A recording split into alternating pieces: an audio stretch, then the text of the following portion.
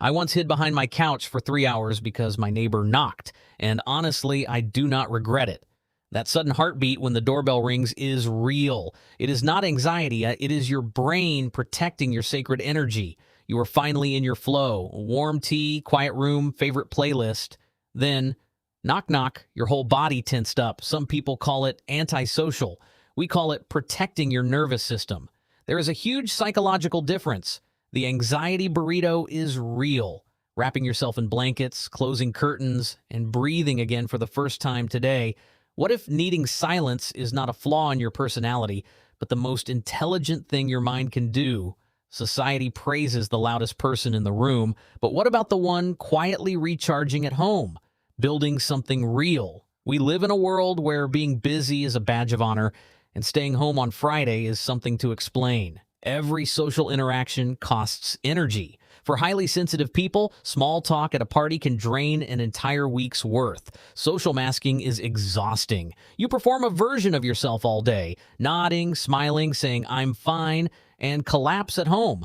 Unexpected guests do not just show up at your door, they invade your sensory environment, your NCs, your sounds, your era lights, your air.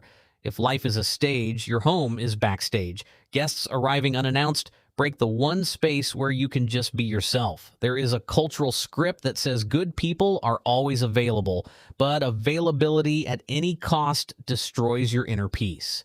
Guilt is the first weapon society uses against people who choose rest over performance. You feel it the moment you say no. The decoy effect in social life tells us we must stay busy to feel valuable. But busyness is not the same as meaning. When you must manage everyone else's comfort in your home stops being a refuge and becomes a performance hall. Even people you love deeply can become a source of exhaustion when there is no space left for you inside the day. Social anxiety is not shyness. It is your nervous system sending a distress signal that most people are too loud to hear. A 2018 study found that introverts process sensory input more deeply than extroverts, meaning your brain simply works harder in crowds. Neuroscience shows that for highly sensitive people, stimulation activates more brain regions simultaneously, making rest a biological necessity. Privacy is not just comfort, it is the psychological ability to control who accesses your mind. Loss of that control creates real stress. When your sense of control is removed, the body's stress response, cortisol, elevated heart rate, activates even in familiar spaces. Research on energy management shows that social interaction is cognitively expensive. The brain uses the same circuits as solving complex problems. Being a good host requires you to track, anticipate, and respond to multiple people's emotional states at once. A massive cognitive load. The concept of social battery is backed by research. Social interaction drains cognitive and emotional resources that only solitude restores. Elaine Aron's research on high sensitivity shows that roughly 20% of humans are wired to process experiences far more deeply. Psychology defines emotional regulation as the ability to manage your internal state. And solitude is one of its most powerful tools. For HSPs, the home is an extension of the self, a sensory cocoon where every element is calibrated to your nervous system. Saying no to a social event is not rejection. It is an act of nervous system regulation that protects your long-term well-being. A well-regulated nervous system produces more empathy, more creativity, and more genuine connection, not less, as the world assumes. Your home does not need to be open to everyone. It only needs to be a true sanctuary for the person who lives in it. Protecting your inner peace is not selfish. It is how you build the capacity to show up fully for the people who matter most. Think of your mind as a battery. It drains in crowds and recharges only in the quiet. Both states are completely essential. The burrito is not laziness. It is a cocoon, the place where your tired nervous system transforms stress back into sustainable energy. Silence is not emptiness. It is where your clearest thoughts live, where your best ideas are born, where you remember yourself. A single cup of tea alone in a quiet room can repair more than hours of forced socializing ever could. That is not poetic. It is physiological. Your boundaries are not walls. They are intelligent gates that let the right energy in while keeping the exhausting energy out. When you stop juggling everyone else's comfort, you finally hear your own thoughts.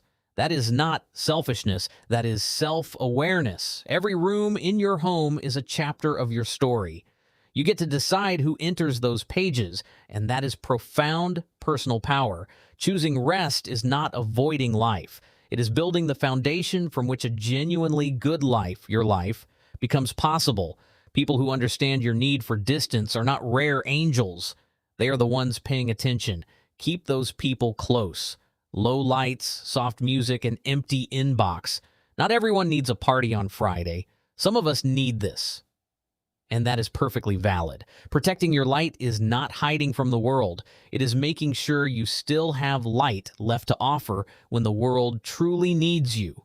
The magic in your home is in the ordinary moments. The way dust floats in morning light, the sound of rain when no one else is there.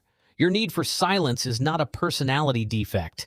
It is a highly evolved form of self-regulation that most people never learn. Trust your instincts when they tell you to stay in tonight. That signal is not fear, it is your body doing its most important job. Saying no to others is often the most direct way of saying yes to your own health, your own work, your own creative life. Real friends will wait for you to come out of your shell.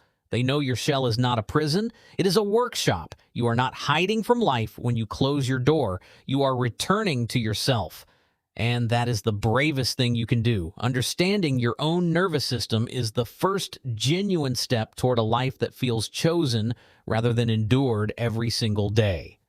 Your peace is worth more than any obligation that makes you feel empty the moment you walk back through your own front door. Being alone is not a backup plan for when socializing fails. For many people, it is the primary plan, and it is a beautiful one. Soft music, a warm blanket, no notifications. This is not a consolation prize. This is a deliberately designed life. And it takes courage.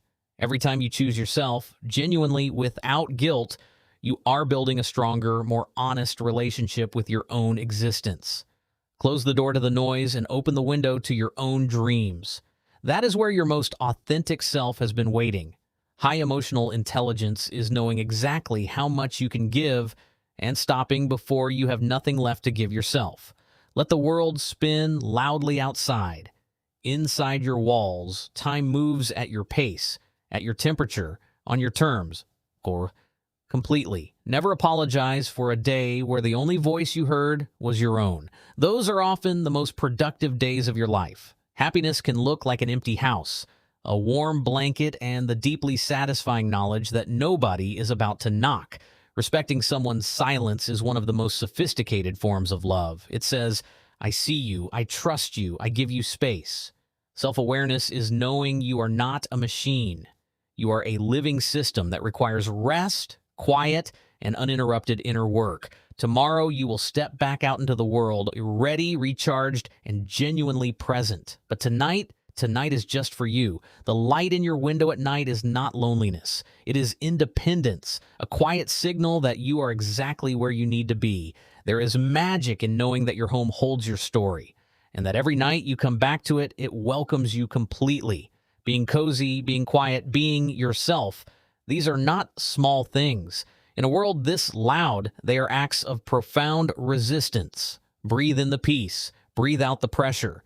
Your burrito is ready, your fortress is sealed, and you are doing just fine. Some nights, the bravest thing you can do is simply stay home and take good care of your own tired, overextended heart. If you have ever pretended not to be home, you already understand this. You are one of us. Subscribe and protect your peace.